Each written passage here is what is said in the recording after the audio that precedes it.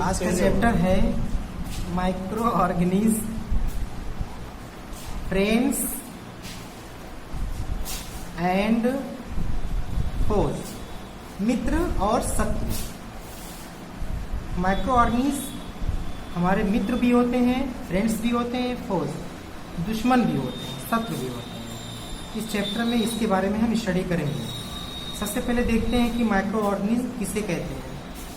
Micro organism नाम से लग रहा है ऐसे ऑर्गेनिज्म जो बहुत छोटे होते हैं, जिनको हम देख नहीं सकते हैं, उनको माइक्रो ऑर्गेनिज्म कहा जाता है।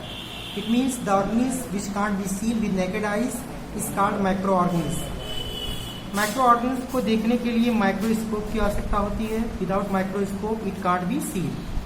बिना माइक्रोस्कोप्स के इनको देखा नहीं जा सकता है।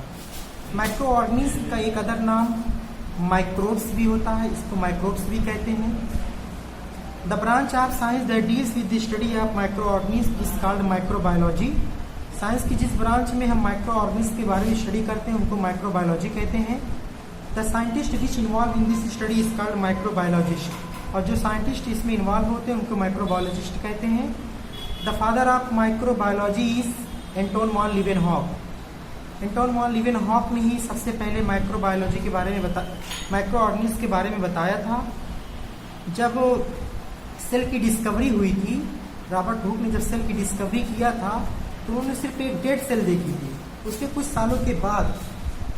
सालों के बाद ये एंटोन वॉन लीवेनहॉक अलग अलग जगह से, जैसे पॉन्ड से और सलाइवा से और स्पर्म से, इन्होंने ढेर सारी सेल्स को कलेक्ट किया और एक सेल्फ डिजाइन माइक्रोस्कोप बनाया। और जब उन्होंने उसमें देखा तो सेल तो दिखी, साथ ही साथ इनको लिविंग माइक्रो ऑर्गेनिज्म भी दिखे। तभी से इनको फादर ऑफ माइक्रो बायोलॉजी कहा जाता है या फादर ऑफ माइक्रो ऑर्गेनिज्म भी कहा जाता है। अब हम ये देखते हैं कि हैबिटेट, माइक्रो ऑर्गेनिज्म कहाँ कहाँ पाए जाते हैं। तो जब माइक्रो ऑर्गेनिज्म है तो हर जगह पाए जाएंगे, वाटर में, सॉइल में, डिजर्ट में, मार्सी लैंड में, हर जगह पाए जाते हैं। हमारी बॉडी में भी पाए जाते हैं, पोलर रीजन में भी पाए जाते हैं।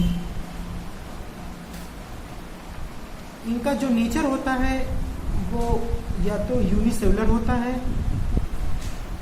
या फिर मल्टीसेलुलर होता है। जैसे बैक्टीरिया, प्रोटोजोआ ये यूनिसेलुलर होते हैं, फंगी ये मल्टीसेलुलर होते हैं। कुछ ऐसे भी माइक्रो ऑर्गेनिज्म होते हैं जो ढेर सारे क्लस्टर में रहते हैं, कॉलोनी बना के रहते हैं। जैसे बैक्टीरिया, फंगी ये सब कॉलोनी बना के रहते हैं। माइक्रो ऑर्गेनिज्म बहुत टाइप के होते हैं। पहला नियर अबाउट 5 टाइप के होते हैं। बैक्टीरिया, वायरस, फंगी,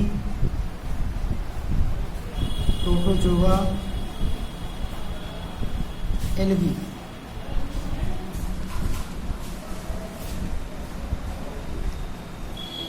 अब स्टूडेंट हम एक एक माइक्रो ऑर्गेनिज्म के बारे में स्टडी करेंगे। सबसे पहले स्टडी करेंगे बैक्टीरिया के बारे में। बैक्टीरिया यूनिसेलुलर होते हैं, इनकी बॉडी एक सेल से मिलकर बनी होती है।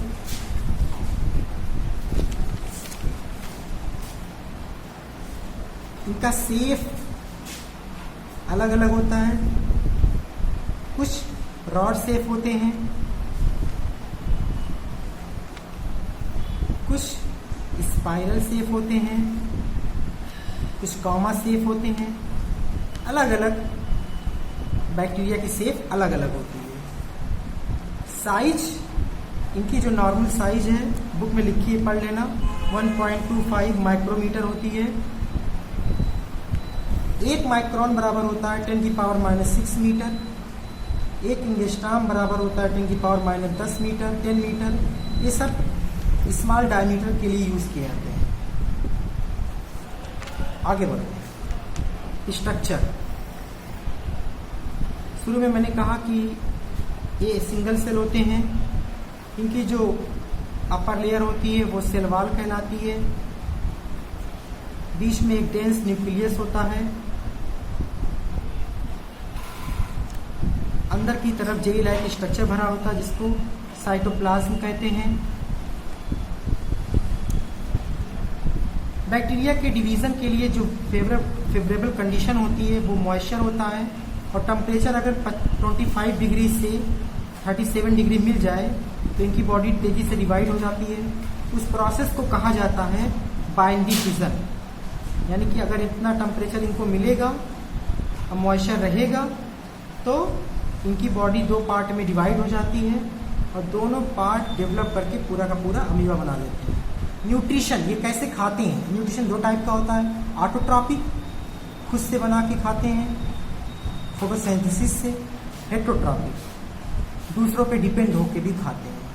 अब हेटरोट्रॉपिक में या तो ये पैरासाइट रहेंगे या तो ये सेप्रोफाइट रहेंगे, यानी कि या तो मरे सड़े गले पे डिपेंड रहेंगे डेड और डिकेइंग बॉडीज पर, या तो किसी होस्ट सेल पे डिपेंड रहेंगे, बदले में उसको नुकसान भी पहुंचाएंगे। अब बात करते हैं यूजफुल बैक्टीरिया की। बैक्टीरिया के बहुत ज़्यादा यूजफुल इफेक्ट हैं। सबसे पहला, बैक्टीरिया दूध को दही बनाने में इस्तेमाल होता है। नाम सुना होगा आपने, लैक्टोबैसिलस, ये दूध को दही बनाता है। दूसरा, नाइट्रिफिकेशन की प्रोसेस, जो प्लांट और एनिमल की बॉडी डेड हो जाती है तो उनसे जो नाइट्रोजन प्लांट को मिलता है वो किस रूप में मिलता है? नाइट्रेट के रूप में मिलता है। लेकिन वो पूरी प्रोसेस कैसे कंप्लीट होती है उसको आप, ये फिगर बना है, फिगर से समझिएगा, थोड़ा सा हिंट दे देता हूँ, उसको आप देख लीजिए कि जो प्लांट और एनिमल की बॉडी में प्रोटीन होता है वो सबसे पहले अमोनिया में चेंज होता है। कौन चेंज करता है उसको? एमिनोफाइन बैक्टीरिया, ठीक है। उसके बाद से कुछ नाइट्रोसोमनास ग्रुप के बैक्टीरिया होते हैं, वो उसको चेंज करते हैं नाइट्राइट्स में, और फिर कुछ नाइट्रोबैक्टर ग्रुप के बैक्टीरिया होते हैं, वो उसको चेंज करते हैं नाइट्रेट में। फाइनली ये नाइट्रेट प्लांट को मिल जाती है, जिससे प्लांट नाइट्रोजन ले लेते हैं, और इस प्रोसेस को कहते हैं नाइट्रिफिकेशन।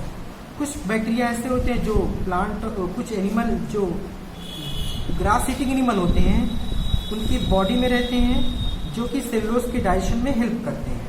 बहुत सारे ऐसे बैक्टीरिया होते हैं जो हमारी बॉडी में रहते हैं और अलग अलग विटामिन बनाने में हेल्प करते हैं। इसके अलावा हम जब देखते हैं कि हाँ, एक बहुत इंपॉर्टेंट यूजफुल इफेक्ट है बैक्टीरिया का कि एंटीबायोटिक बनाने में यूज़ होते हैं, ठीक है।